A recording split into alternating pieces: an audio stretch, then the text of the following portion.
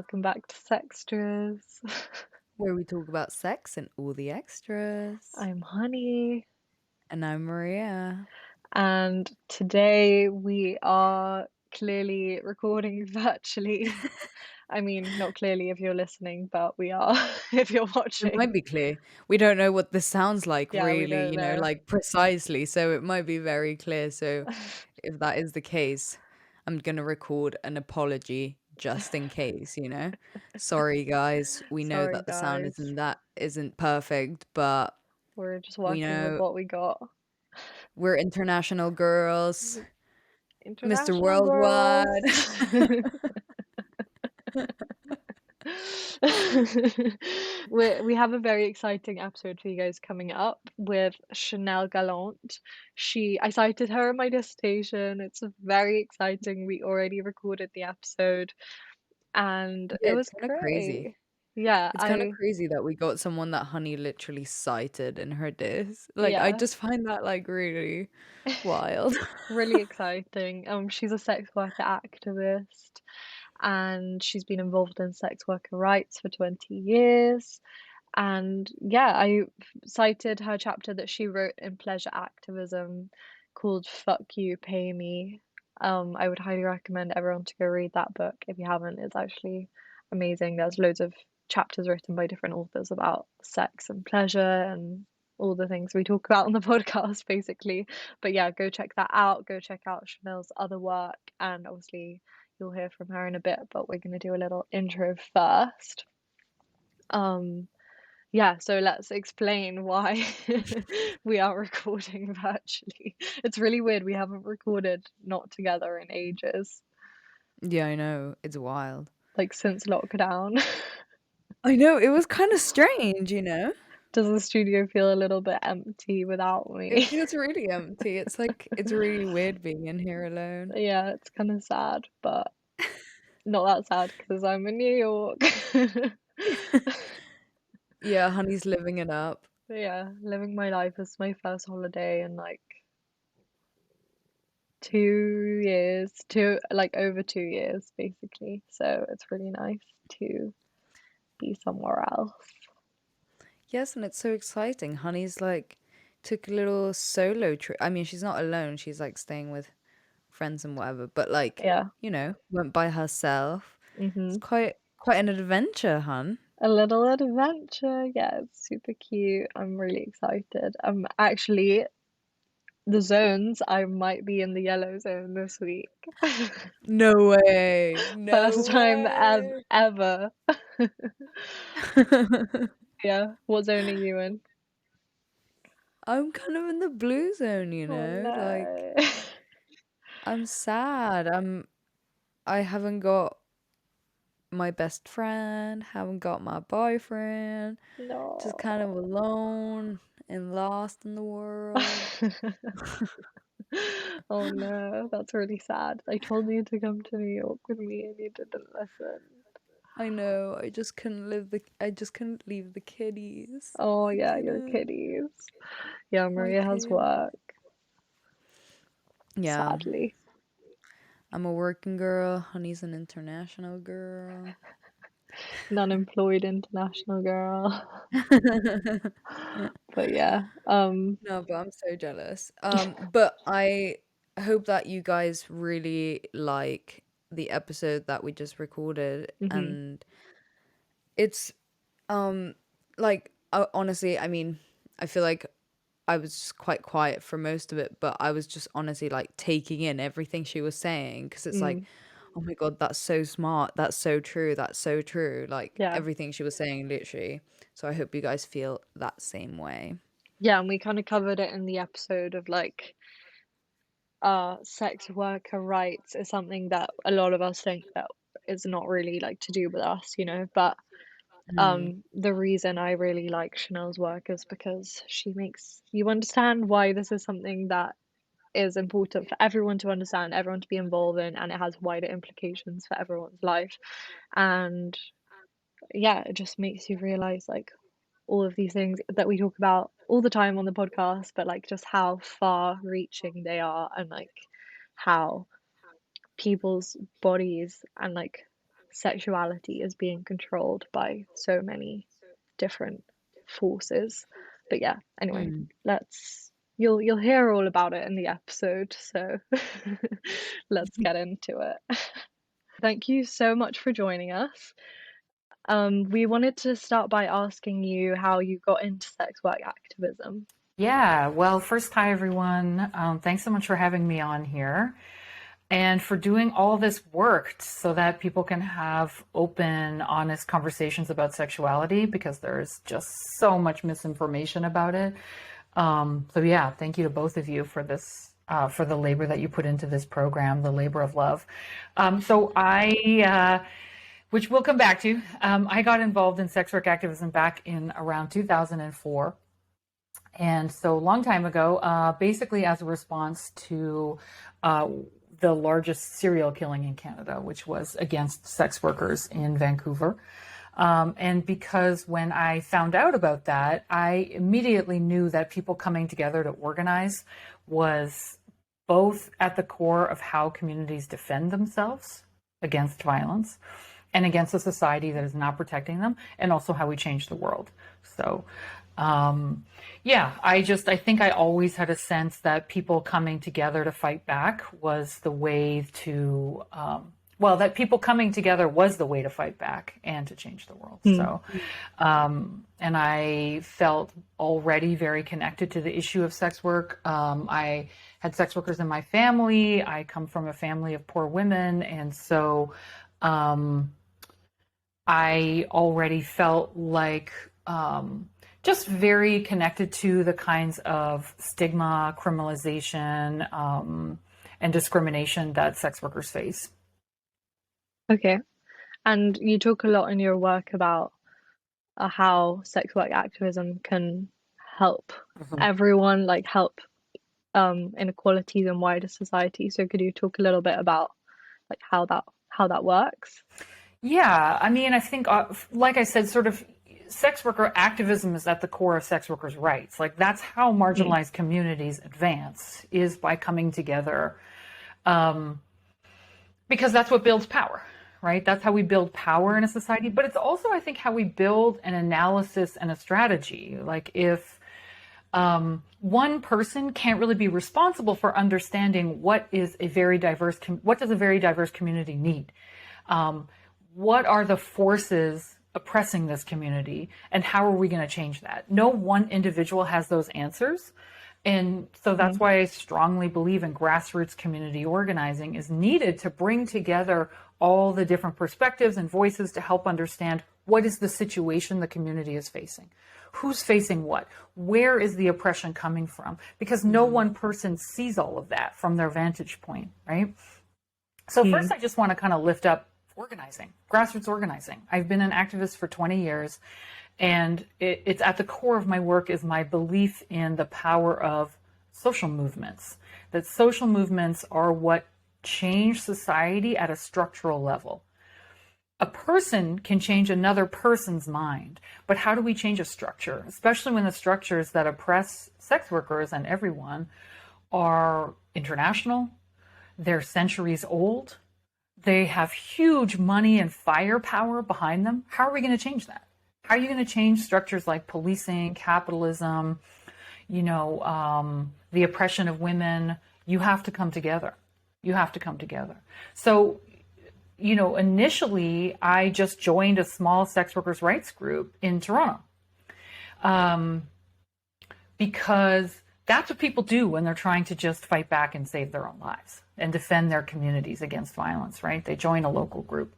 But eventually my work became more and more kind of national and then global as I came to understand what sex workers are up against. And so what sex work activism has the power to do, first of all, is to end the oppression of sex workers, right? Sex work activism is necessary to end the violence, exploitation, and discrimination that sex workers face. But for wider society, I really think that the sex workers' rights movement is some of the most exciting international and intersectional feminism going. And people really don't see it that way. They think of sex work as very niche, but in fact, it, sex work policy actually affects everyone. Because what it does Right. is it criminalizes a form of economic survival that allows people alternative forms of labor outside of the traditional labor market. And sex workers are, when sex workers fight back and win rights, first of all, that improves their lives. But secondly, it means that it lifts everyone, because everyone is then able to access more power and control over how they use their bodies and their sexuality. And the oppression of sex workers is really used as a way to discipline all women. The harms that happen to sex workers endanger all women because they serve as a form of control so that women will not step out of line. Because it's a punishment, It's like, well, if we can consider you bad, and almost anything can be used against you, right? The where you were, who you were with, what you were doing, how many sexual partners you've had. If anyone can be discarded and abused because they're considered too much of a slut or a whore, then this endangers all women. And actually it endangers everyone, right? And so I think the feminist movement really, and all social movements really need sex workers' rights. And that's one of the reasons. There's so many reasons, but I think that's one of the reasons. And the sex worker movement is so intersectional compared to a lot of what passes for mainstream feminism. The sex workers' rights movement is much more multiracial. It's much more inclusive of trans women. It centers women who are poor and working class and immigrant women. So, I mean, for me, I'm a revolutionary feminist at heart. And the sex workers' rights movement is a great place to be a revolutionary feminist. Yeah, right. It's really interesting what you said about like how it lifts everyone up, because I think when people hear about sex worker rights, they think, I mean, like it's easy to think if you don't know any sex workers, like why would I care about that? Why would I care about this? Yeah. But I think but at the same time, if you ask women, what would happen if society sees you as too much of a slut or a whore? They know that's dangerous.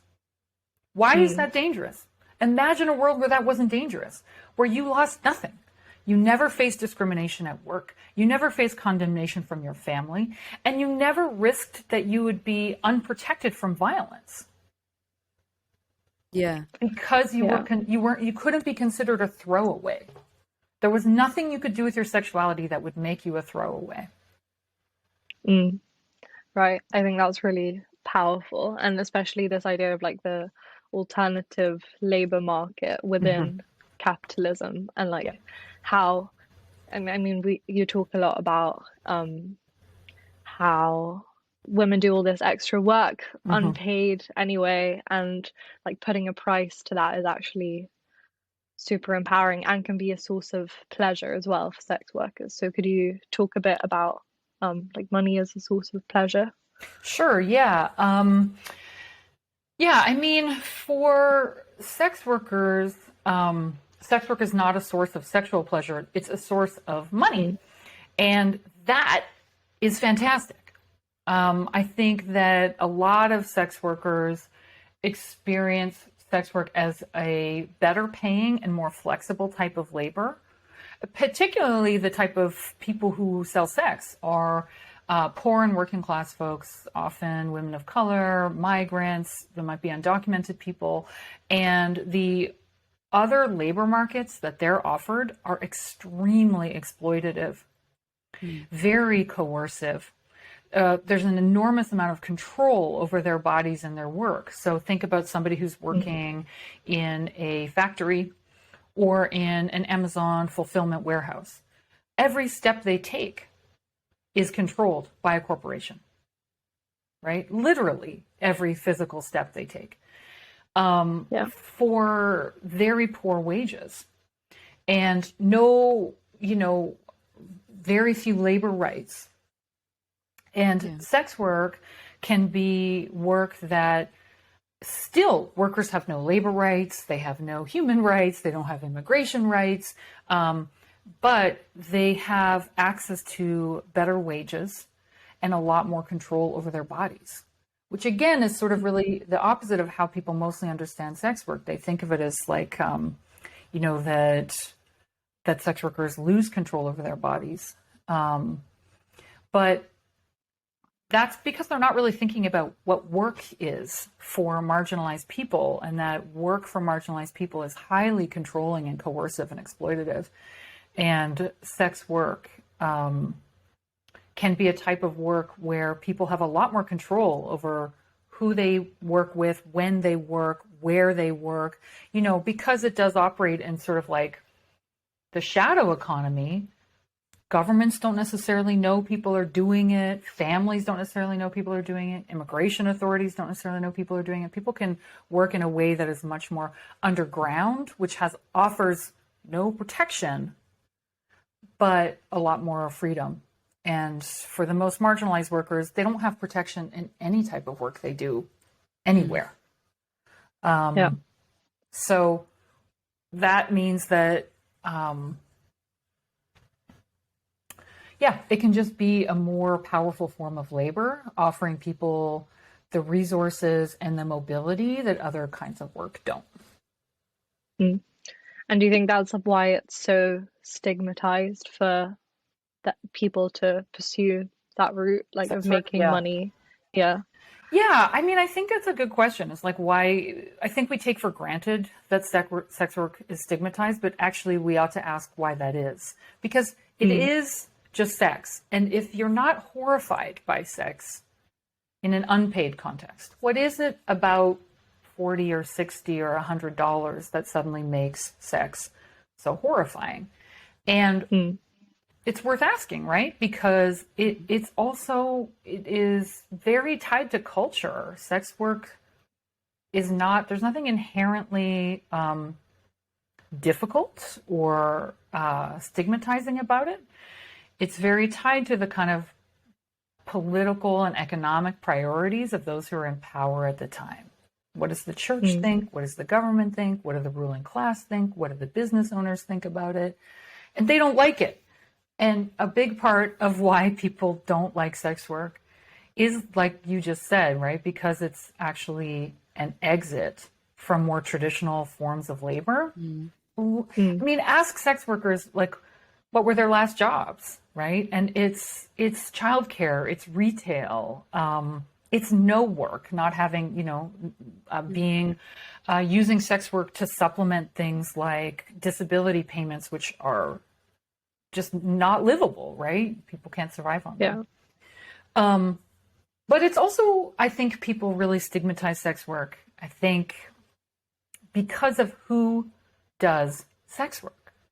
Sex work is stigmatized because the people who do it are marginalized women and queer people. It's marginalized women and LGBTQ people who sell sex.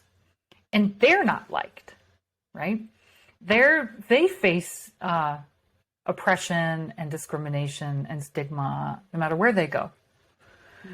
And so I think a lot of the anti-sex work oppression is about sex work, but a lot of it is actually just because it's who does it. It's the most marginalized people in any society, right?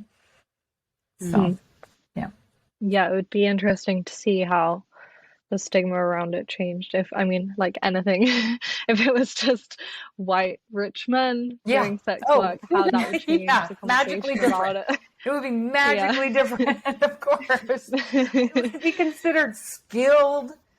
It would be considered labor. It would be it would be protected and valued. Yeah, it would be completely different. Yeah.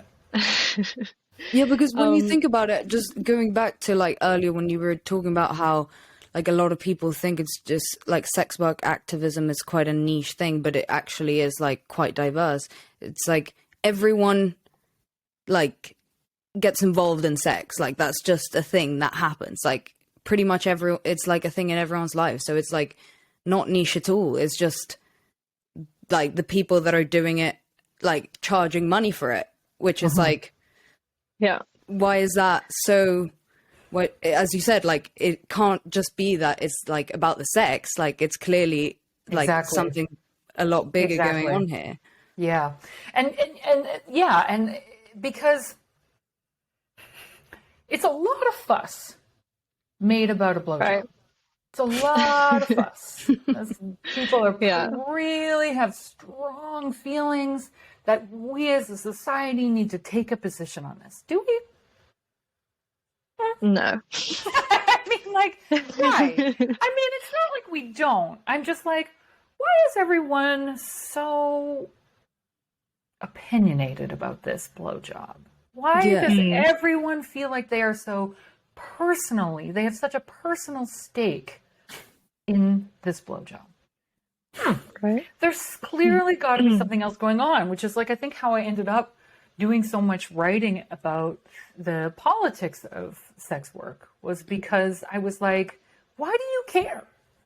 Why do you care?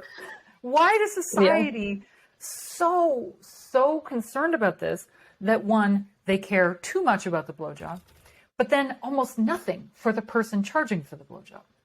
Yeah, that's Why so is that true. person That's crazy. completely disposable, but the paid sex is under hyper control? Yeah. There's something I find it going like on here. really sorry. I find it really hard to reconcile like people like me and Maria who have never like done sex work judging sex workers, because obviously we have had sex, and in a lot of ways we've had sex in ways that we don't always want to have sex. Not that it's not like non-consensual, but we talk a lot on the podcast about like those times when you are with someone and you feel pressured into doing something, and it's maybe you're not in completely the right headspace and you do it anyway, and then actually like I don't know, like would that be a different thing? I'm not saying that this is what sex workers do, but I'm just saying, would that be a different thing if we were then making money off of those acts? Like, why is it that suddenly putting a price to that work, that like emotional and physical work that we are doing, why is that suddenly such a big deal? Like you were saying, they care nothing about the people who are putting money onto these acts, but so much about the actual act itself, when that's something that we do every single day, like in our private lives. Yeah, we sell every form of intimate labor. Yeah. Every single one. Friendship, companionship, bathing, cleaning, talking to, soothing, comforting, child raising. We sell, you know, you can sell your hair, your breast milk, your semen, your ova. Right? Right. Why is sperm donation not sex work? Right. Oh my God, I think I have never even heard that question. You know why? Probably because of who's doing it. Yeah. 100%. Yeah, I mean, I think it's a good question. I think for me, it's an interesting question for non-sex workers to ask, which is, why is the sex that I have under the kind of control that it is? You know, how does that pressure get created? Does the pressure and the expectation that it's really people who have sex with men, it's not just women, but that people who have sex with men will make men happy. Because, you know, the irony is that sex work is always called cheap and sex workers are called cheap, which is a flip of the reality. Yeah. Which is that sex workers are the only ones who charge. Yeah. Right? Sex workers are the only ones who get to negotiate a fee for the service and therefore get to define sex as a form of labor and as a service for men. And no one else is allowed to do that. No one else is allowed to have that acknowledgement that Sex is a form of labor, and it's a form of labor that is extracted from everyone who has sex with men and exploited and punished when it's not offered, right? When people don't provide emotional labor, don't soothe male egos, don't give them the attention, the pleasure, and the status that they expect, they're punished for it. And sex workers are Right. punished for putting a price tag on that, for identifying it as labor and then putting a price tag on it. And they're considered the oppressed ones. Right. And when you put it like that, it sounds like very simple, you know, it seems so empowering to be able to say, this is like I am performing this Labor. emotional or physical labor, Yeah. and that's how much my service is worth, you know? Like, and there's like this joke of like, oh, you know, he did the washing up, so I slept with him that night, you know, like why is that any different to Yeah. Yeah. the And I think the concept of empowerment is really tricky, and in the sex workers' rights movement, we generally avoid it. And that's why I wrote yeah. that piece the way I did in pleasure activism, was because I wanted to move away from the idea of sex work as a form of empowering pleasure. And I wanted to refocus on money as a form of empowerment for sex workers. That what is powerful about sex work is the fact that it provides income to marginalized people. It's not an empowering form of sexuality for most sex workers, but that's also because stocking the shelves at an Amazon warehouse is not empowering for an empowering form of labor. What's empowering is if your paycheck gives you what you need to live. And more than that, what's empowering is if you get control over your work and you get enough money to do what you want, then that's power. You know, what's powerful is that people also use sex work to get away with stuff that the government will not allow them to do. Right? They use sex work to work under the table and make up for shortfalls in what they're paid. They use sex work to be able to, for example, get out of a domestic violence situation because their community and the state is not going to provide them with the kind of resources they need to escape, which is like housing, a car, gas, childcare, but they use sex work to do that. So that's what's, I think, so powerful about sex work for so many people is they use it to get what they want and need that society is not giving to them. You know, there's this famous interview with Cardi B that I really love where she talks about how she got out of an abusive relationship through stripping. Because prior to stripping, she just didn't have enough money to leave the man. And so was the sex work empowering? I don't know. What was powerful was that she had cash enough to take charge of her life and her safety and get away from an abusive man. That's amazing. And women are doing that every day. Like so many women do that. They use sex work to get out of poverty, to get out of a domestic violence situation, or to migrate in a way that they're not otherwise allowed to even to escape war and conflict. People use sex work because how else are you going to get income? But if you can sell sex, you can do that anywhere. You can do that anywhere where you can escape detection and you can get away. And I think that's so powerful for a lot of sex workers is being able to take charge of their lives, you know? And then just think of all the most sex workers are also supporting other family members. Most of them are moms. But, you know, the ILO, the International Labor Organization, estimates that internationally each sex worker is supporting 5 to 8 other family members. So it's also super powerful that sex workers have the money to support their families. So to me, that is so much more important and so much more powerful than, well, what's the sex they're having? I'm like, look at the conditions that sex workers are thriving or just surviving in. right? Poverty, conflict, single motherhood. Like, sex workers are incredible, so powerful and so badass for doing this highly stigmatized and very difficult work in order to take care of themselves and their families. And I think that's extremely cool. Yeah, Yeah, definitely. I agree. Can we talk a bit about policing of Yeah, sex work and yeah, how that manifests, how it can be obviously like actual physical police forces yeah, preventing sex workers from making money, and also how that manifests in like more subtle ways. yeah. Yeah, well, we call it the carceral web, right? So carceral, the word carceral means like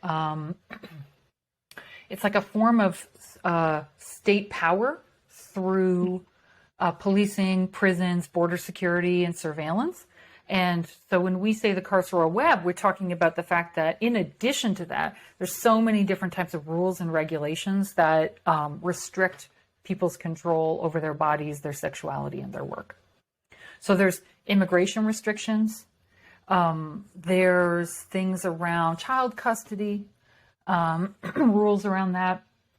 There's norms around, oh gosh, I mean, then there's both norms and regulations that are around professional bodies. So it's, and when I say professional bodies, I mean like who can get a license to work, who can be considered a licensed body worker or social worker. You know, those things are often sex workers are formally excluded from a lot of different professional bodies, right? They would be kicked out of many, if not most, types of professional organizations.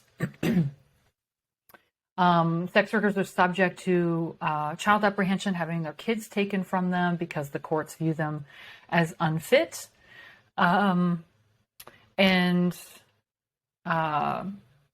whether that's formal or not, sometimes it's a formal law and a regulation in the courts, and then sometimes it's just informal that sex workers are deemed unfit based on their sex work. And then there's things like immigration regulations. Oh, also like exclusion from labor unions and labor associations. So all of that is what creates the vulnerability of sex workers to discrimination, exploitation, and violence.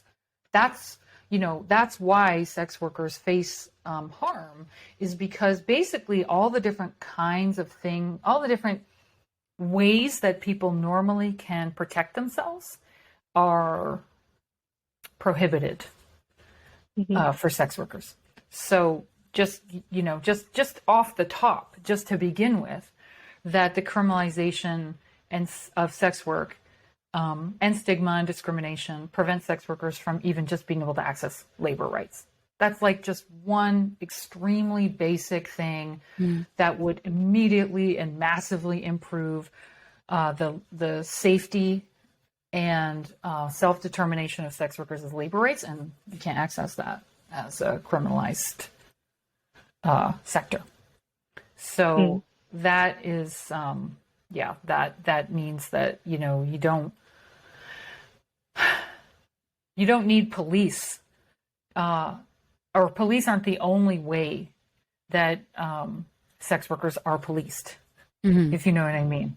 Yeah, there's so many other ways that it shows up too, And how, I mean, it's a big question, but how can we achieve decriminalization of sex work? Like, what are the steps that we have to take, both on a societal and governmental level, to get to that place? Yeah, well, I'll go back to the top, organizing. Organizing is how we make structural change as a society. Everyone listening to this can have their own opinion, right? But what actually makes a difference at a level of policy is community organizing, because that's where people who are directly affected by a policy come together to understand what it's really about, understand what the stakes really are, and who has the power to change them. and they build community power to change those rules. That's grassroots organizing. And that is not the only thing, because I also think that societal change really requires cultural change. And cultural change comes from things like this podcast. It comes from artists and creators of all kinds who are changing the narrative around sex work. And I think the two of those are what is needed, both the cultural change and the policy change, to achieve decriminalization for sex workers. And so if people, the way that people can contribute to that is to support both sex work organizations and sex work-led cultural initiatives like sex worker art, sex worker culture. But yeah, and I think a lot of people don't really know that how much sex work organizing there is, and how there are always sex workers organizing. And so I think people who want to support it, that's what I did too. Back in 2004, I was like, I want to support this movement. And I saw a flyer for a demonstration that an organization was hosting at the offices of an elected official. And I showed up at the demonstration because I wanted to fight for decriminalization. Okay. And anyone can do that. Yeah. What do you think about like OnlyFans and how that's made sex workers visible? Do you think that's helpful to decriminalization, or do you think it kind of puts a large section still very much in the dark for people? What do you mean? I'm not sure if I understand the second part of that question. Yeah, sorry, it wasn't very well phrased. Do you think that the people who aren't on OnlyFans are kind of like pushed further into the shadows of like the conversations we have around sex work by OnlyFans, or do you think it's been mostly helpful? Is the kind of OnlyFans debate kind of dominating the conversation, do you mean? Or Yeah. I don't know. I'm not sure. I'm just thinking about that. I mean, I think that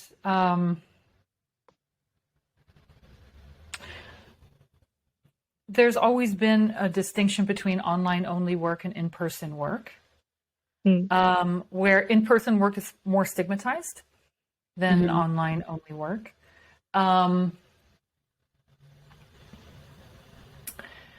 And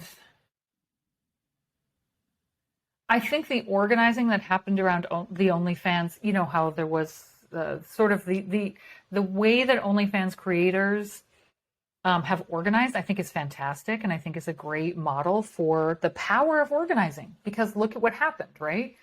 OnlyFans came out with the proposal to essentially kick sex workers off the platform, and the only reason, no matter what they said, the only reason they reversed that decision was as a result of community organizing, which was then supported by people who were allies, right? There was, at the core, was the strong community organizing by OnlyFans creators who were then able to mobilize large numbers of allies to push back on this policy. Yeah. And it worked. Creators were able to get one thing they wanted out of the platform, which was to not, because what happens is technology uses sex workers to develop their platform and then kick sex workers off of it. That's a trend in the relationship between sex work and technology. But now I want to see the allies doing the same goddamn thing when it's migrant sex workers working in the massage parlors who are also demanding the same kinds of rights. And we don't see that. A big part of why, OnlyFans creators were so successful in their organizing is there's so many of them that are white cisgender citizens. But we don't see anywhere near that level of support when it's Black sex workers, migrant sex workers, trans sex workers, and then all of a sudden people think the conversation is a lot more complicated. They're less willing to believe that the workers are organized, that they are, they have a right to decriminalization. They have a right to a say in policy. In fact, they have a right to direct policy about their lives and their work. So that's what I want to see. I want to see those allies who are like, hell yeah, OnlyFans creators. I want to see them stepping up when it's more marginalized sex workers who are also making demands for the right to control over their workplaces. Yeah, right. It's interesting, this idea of like thinking that it's more complicated. I guess in a way, because on OnlyFans it's there for everyone to see. Like you can't necessarily see all of the migrant sex workers, as you mentioned, and see their like day-to-day Yeah. experiences. Yeah. But so And do you have any? that's the thing. Sorry. Is it more complicated, or is it just less white? Like, Mm. really? Is it more complicated when migrant sex workers say that they want the right to freedom from workplace raids, police raids that are conducted in the name that the police claim are protective anti-trafficking investigations? They're not. They're anti-immigrant, anti-sex worker, racist abuses of state power. That's what an anti-trafficking investigation is.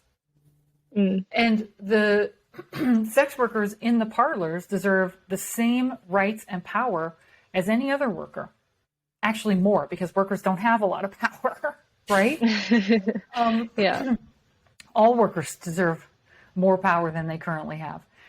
But yeah, I feel like people have such an easy time, and the thing that happened with OnlyFans, I feel like was very similar to how people approached the question of sugar babying among college students, or the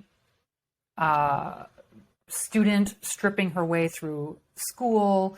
Again, where it's white cisgender workers in fighting for labor rights on the basis of their rights as workers, people are much more open to that. It's still very stigmatized, and I don't want to minimize that, but people are willing to believe them when they say, we consent to this work and we demand better than this.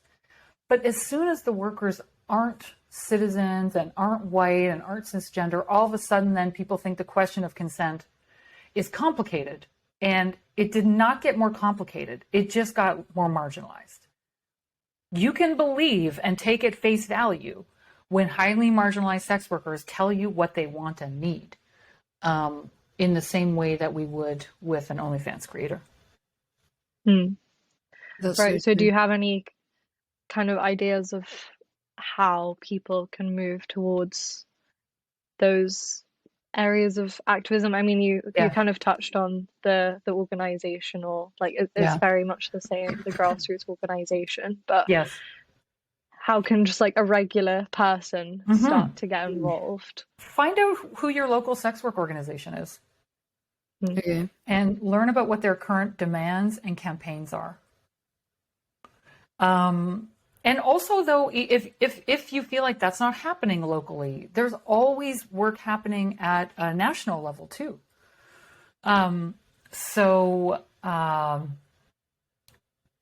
What you're looking for are organizations that are sex worker led and that are advocating for the human, labor, and migration rights of people in the sex industry. And I am currently working on 2 books about sex work. One with Elaine Lamb, who is the founder of Butterfly, the Asian and Migrant Sex Worker Support Network in Toronto.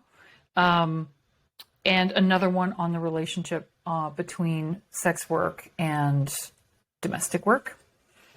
And follow me for updates on sex work activism and politics. You can join my newsletter. Go to chanellegallant.com. and yeah, just learn more about sex worker politics and sex worker organizing. Yeah. Mm-hmm. Okay, cool. We're so happy to be partnering with Manscaped again, particularly as Testicular Cancer Awareness Month starts. Definitely. You should go to their website to check out what they're doing with the We Save Balls initiative, where they've even got some information about how to check your balls. Mm-hmm. And we love that Manscaped focus on men's health and hygiene because it really gets neglected a lot. And they've sent us some amazing products so that men can really take control of these things. They sent us the Performance Package 4.0, which includes the Lawnmower 4.0, and it has a ceramic blade. It uses skin-safe technology. It's waterproof. It even has a little light so you can do all your manscaping. Yeah, and right after that, you can go in with the Crop Preserver and the Crop Reviver, which are a ball deodorant and a ball toner, and those are just gonna help prevent irritation, prevent ingrown hairs, and on top of that, have your balls smelling amazing. Mm-hmm. And then we've also got the Weed Whacker, which again uses skin-safe technology, and you can use to trim your nose and your ear hairs just so you can smell exactly how amazing your balls are smelling. Yeah, and then wrap that all up in the anti-chafing, super soft boxer briefs. Yeah. That all come included in the Performance Package 4.0. Yeah.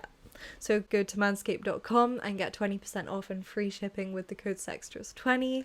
That's 20% off and free shipping with the code SEXTRAS20 at manscaped.com. Go check it out.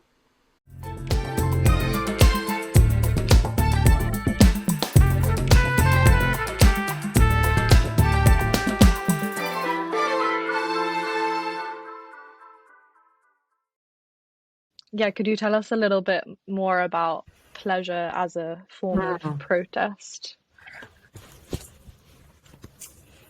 I have to think about it. Yeah. I feel like this isn't my wheelhouse. I feel like I used to be a sex expert too, and this is the background that I come from. Yeah. And I feel like a question that I was grappling with like 20 years ago was whether or not we could fuck our way to freedom. Could sex itself be a source of liberation? And this was a really live question for me. And actually almost got kicked out of a conference for presenting a paper with that name. Love that for you. Yeah, good times. But I really always wanted to understand what was the political power. Was there any like liberatory power of sexual pleasure? And now I can tell you, 20 years after my first, 20 years after beginning activism, which has always been around sexuality and criminalization, the answer is that we can change ourselves, but we cannot change society. And the two are interrelated, right? So can pleasure be a source of personal liberation? Yes, I think so. And in fact, I suggest that you check out the work of my friend Kai-Cheng Tom, who does a lot of work in this area, around the liberatory possibilities of embodiment and pleasure. Hell yeah, go to town, go for it. Go on your own personal journey of opening up your like your own personal journey of sexual exploration and liberation from this very oppressive society.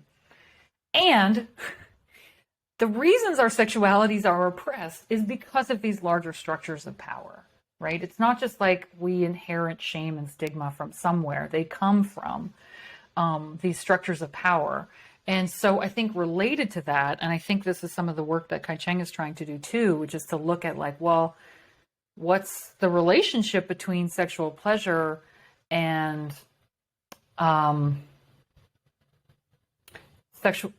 social and economic justice? And that's the question I'm interested in, which is, why I wrote this series last year called the Protest and Pleasure series. And I was trying to look at how all these different forms of oppression affect our sexualities. Like, how does the oppression of, how does colonization and racial capitalism and patriarchy and borders, how do those all affect our sexualities? And they do. But what I came to was that, yes, pleasure is a source of liberation. I think it's a source of power. But our own individual behavior cannot change society. Our own individual behavior can change us, but it can't change society. So can you fuck your way to freedom? Not exactly. Okay. You have to organize for that. That's pretty much what I think. What's like, you can have an orgy. Yeah, it's gonna require sort of the collective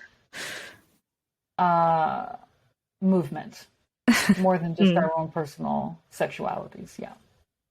Although you should definitely have fun along the way. I mean, I highly recommend personal pleasure as a source of personal liberation. I just think if we want to change society, that has to happen through collective organizing. Yeah. Right. And sexual pleasure kind of comes under the like larger umbrella of bodily autonomy that we were talking about with sex worker activism. But I kind of like on a more personal level, I wonder like what you would say about, I've been having like some heated discussions recently with people about the role that sexuality has in our lives in general, like how much our sexuality defines us. And obviously in sex worker activism, it seems like sexuality is the thing that defines them, but actually, as we've just uncovered, it's not really about the sex, it's more about the larger things at work. Yeah, it's the second part of that phrase. It's the work part, and other people, I mean, but that's because there's a political battle to erase the labor of sex work. So yes, sex workers are hypersexualized actually, but sex workers themselves don't experience sex work as like, it's not a sexual playground. It's a work site, Yeah. Right. Yeah. It's where you go in for a shift and you work with colleagues, then you make money, then you go home and you're off work. Right. But other people really see it as like much more sexual than it is, I think, for sex workers. Okay. But kind of wait, what was your question? I want to make sure that I actually addressed the first part of that. Just in line with the kind of protest and pleasure series that you did, like how much does our sexuality actually define us as people? Like, what does it mean for us? Right. Wow. That's deep. That's a good question. I mean, I want to start by asking you, like, what do you think? What do you feel like is the importance of sexuality? You started a whole podcast on it. Right. Well, kind of what you were saying, how you were grappling with this idea of can you fuck yourself to freedom? I think for people in our 20s, like, it definitely seems like an appealing idea that we would be able to do that, but I don't think on a practical level it's practical. it's gonna happen. But I definitely think that our sexuality can tell us a lot more about like all the oppressive, like the systems of oppression at play in our lives. And I don't think it's necessarily just about sexuality. I basically don't really think that sexuality is about sex. You're on to something, honey. In a weird way. 100%. It's not. And it's so true. Yeah. There's all kinds of things playing out. It's wacky. It is so intense what is in like all of the meaning invested in sex. And like, not to get too meta, but sex is a social construction. It's not even just like a biological or physiological reality, which is how people think of it, right? But it's actually a political construction. I mean, I hate to say that because I really don't want to get like so super freaking nerdy about sex. But TBH, Please do. there is no objective reality called sex. Mm. Like societies make up what they decide is sex, and they make up what they decide is erotic, and then kind of socialize us into that, so that we will respond erotically to certain kinds of situations and not to others. But there's nothing actually, I mean, I know it sounds really wacky, but there's nothing actually natural, normal, inevitable, apolitical about sex ever. It is literally always you are enacting some kind of social cultural narrative. So you might as well have fun with it. Like that actually sounds like the most boring ass thing I could say about sex. You're always enacting a social and cultural narrative. Like, could anything sound less sexy than that?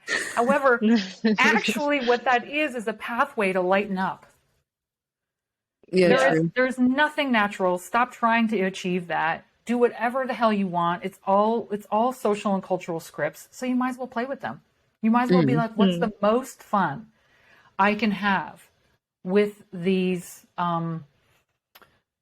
with all the scripts around sexuality and what it's supposed to be? What's the most fun you can have for you? I mean, to me, I actually like to think about sex also with like,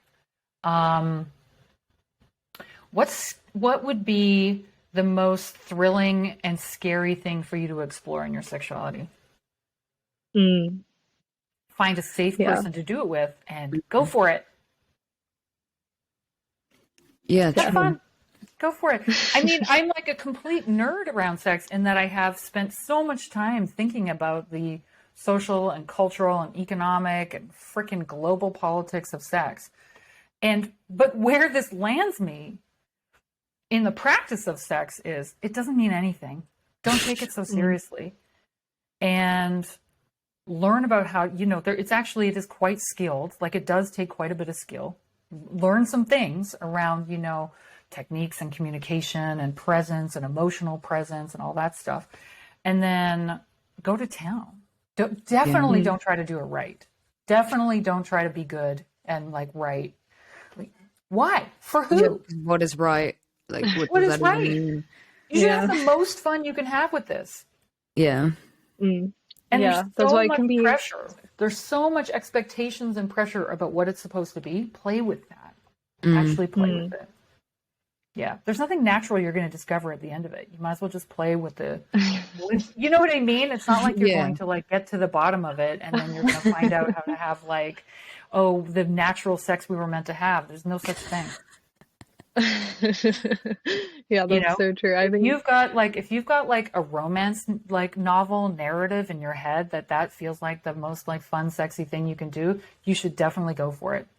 Stop trying to be good, including stop trying to be a good feminist. Do whatever the hell you want. Claim it. It's yours. Yeah, that's interesting. It's definitely like that's why it can be really complicated to talk about sex sometimes because it is just like all these constructs that we're trying to piece together, and it's like we don't need to do that from every direction. Yeah. Conservative ones, feminist ones, like there's just so many pressures on what sex is supposed to be. That's why I'm like, well, you're never going to get away from those pressures, so I think you should actually just play with them and see what's fun for you. We always get to points like when we get into topics we're like, then what do we do now? Like, what do you do from there? And then we're kind of like, I guess just like do whatever like will make you happiest, then like from there you'll be fine. Pretty much. Yeah. I mean, I actually do think prioritizing your happiness, and that's actually an achievement to let yourself drop what everyone else is, what like to not be trying to achieve anything other than your own happiness and to really go for it, because it's very likely someone definitely thinks that what you want is bad. Definitely. There is no form of sex that is going to be okay and acceptable to everyone. And you're going to have that in your head somewhere, right? This is bad. I shouldn't want this. Oh my God. I can't believe this is, is this really what I'm going to do? Is this really what I want right now? And that could be anything. I mean, I'm talking not just about having, the naughty sex you want. I mean, also about not having it. Is it really Yeah. okay for me to just not, Yeah. Yeah, it's interesting that people just have like judgments about everything, even not having Yeah. sex. I think that's what I mean is like, you're never going to get away from, when I say you're not going to get away from those scripts, I think what I mean is you're never going to get away from those judgments.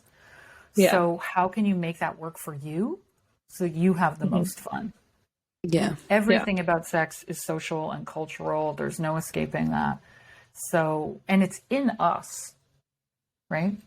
It's been socialized into us to fear or loathe or love or hate all kinds of things about our own and other people's sexualities. So how do you find freedom in that? Yeah. Yeah.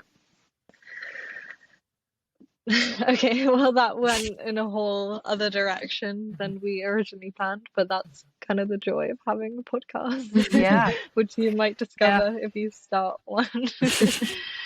I know. I'll see. I don't know. But yeah, and please feel free to edit if there were parts where I was also like working out a question as I answered it, and like chop it up. I don't want to I don't want to sound rambly either, so feel free to edit. Don't worry. No, don't worry. I don't We think got you. we'll make you sound good. Not that we need to, but But you it's know what always I our mean? goal. I just mean like don't hesitate if you can tighten things and take out some ums or repeat things or whatever, Great. Yeah. Okay. Yeah. Great. Okay, well, before we finish up, is there anything else you want to plug, any work you're doing that you want people to know about or get involved in? Well, like I said, figure out, support your local sex work organization. Find out even just about sex worker politics. And if you're not sure, go to nswp.org, which is the network of global sex worker projects, and find out who's doing what in your area. Support local sex work organizations. Find out about their current demands. Find out about their campaigns. If there's something happening locally for you, what's the national sex work organizing looking like? It is happening. But find organizations that are fighting for sex workers, labor, migration, and human rights. And follow me. Join my newsletter. Go to chanellegallant.com and sign up for my newsletter for updates on sex worker activism, politics, and whatnot. Great. And when you said you're working on books, I don't know if they're coming out anytime soon. Yes, I'm working on 2 books right now. One, like I said, on migration and sex work and anti-trafficking politics with Elaine Lamb, who is the founder of Butterfly, the Asian and Migrant Sex Workers Support Network. And I'm also working on my own book, which is a book around sexual labor in capitalism. So sex work, but also kind of looking at unpaid sexual labor in the home under capitalism. Great. Fun times. Looking forward to reading them. Okay, well, thank you so much for joining us. Thank you so much. Thank you both for inviting me. It's been a lot of fun. Yeah, great. Thank you. Okay, we're just going to stop recording. Okay. I know we wait now. Okay, thank you so much to Chanelle for this wonderful episode. It was so much fun. We hope you guys enjoyed it. And if you have any other thoughts on anything we talked about, or just any thoughts basically on like sex work activism, any kind of activism essentially, and like the importance of like coming together as communities or any of that, please let us know your thoughts. And of course, like, go check out everything that Chanelle told you to check out. And other than that, you know where to find us at Sextras Podcast on Instagram, Sextras Podcast on Facebook, sextraspodcast@gmail.com if you want to email us. And our website is www.sextraspodcast.com. Yeah, and I started making a list of like all the resources on there. So I'll put like all the stuff Chanelle mentioned, and there's also like loads of books and like reading stuff if you guys want to learn more about anything that we talk about.